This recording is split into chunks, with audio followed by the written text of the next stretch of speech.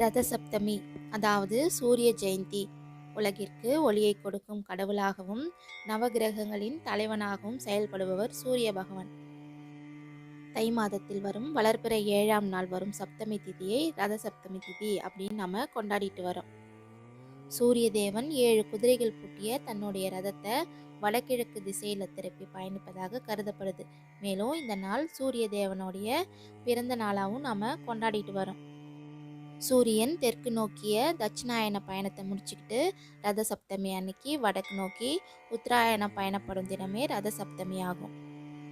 இது பருவங்களின் அடிப்படையில் வசந்த காலத்தின் ஆரம்பமாகவும் அறுவடை காலத்தோட தொடக்கமாகவும் உள்ளது. இந்த ஆண்டு ரத சப்தமி பார்த்தீங்கன்னா, அதாவது 2025ஆம் ஆண்டுக்கான ரத சப்தமி திருநாள் வந்து பிப்ரவரி மாதம் 4ஆம் தேதி செவ்வாய்க்கிழமை அன்னைக்கு வருது.